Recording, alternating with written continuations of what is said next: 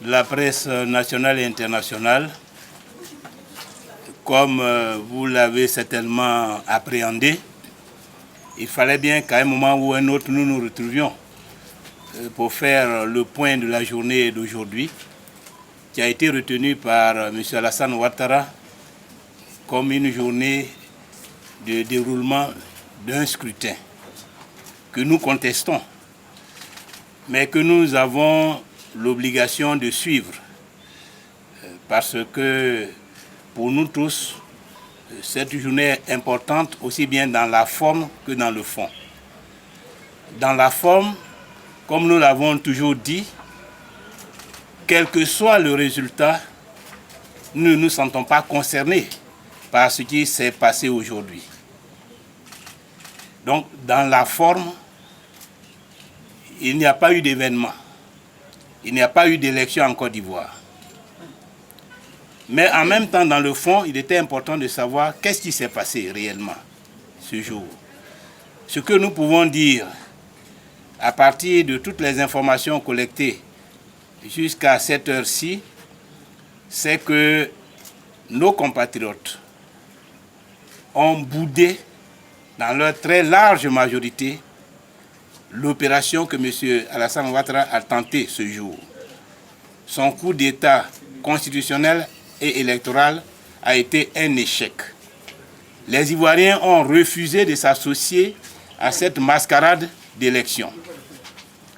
Les jeunes sont restés mobilisés sur toutes les barricades et même les ont étendues, notamment à l'ouest et en direction du nord. Partout, des barricades sont restées dressées et le convoyage du matériel électoral n'a pas été possible.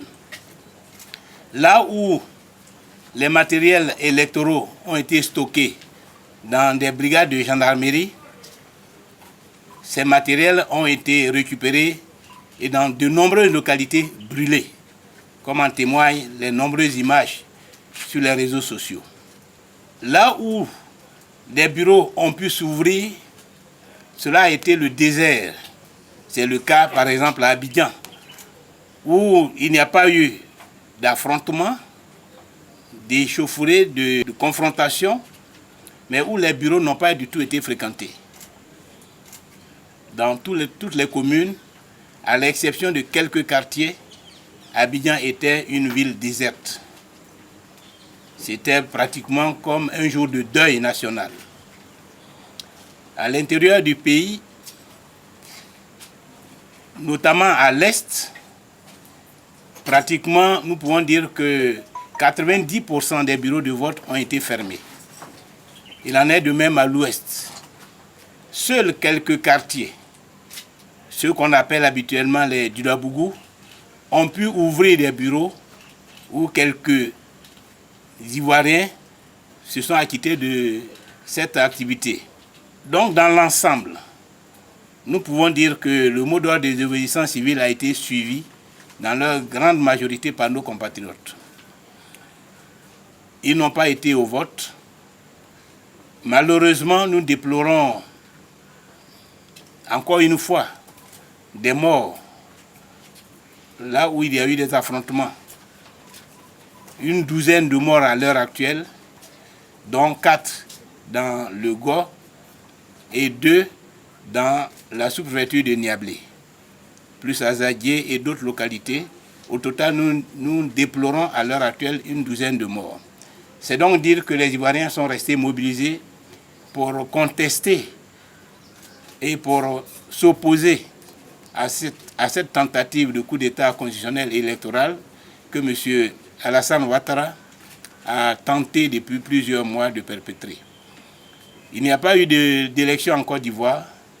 Ce à quoi nous avons assisté n'est pas digne de notre pays, parce que ce n'est pas de cette façon qu'on organise une consultation aussi importante que l'élection présidentielle, qui doit permettre au peuple de se donner un président de la République qui constitue dans toutes les démocraties le socle de la République, le garant des institutions. Ici, il y a eu une tentative de passage en force, une prise en otage du pays à travers l'armée et les miliciens. Mais heureusement, le peuple de Côte d'Ivoire est resté déterminé à braver cette tentative et a réussi à faire échec à cette parodie d'élection et à délégitimer le processus est en cours. Voilà pour l'instant ce que nous pouvons vous dire en attendant 19h et peut-être une autre rencontre de cette nature pour vous donner les résultats définitifs de ce que M. Alassane Ouattara appelle l'élection présidentielle en Côte d'Ivoire.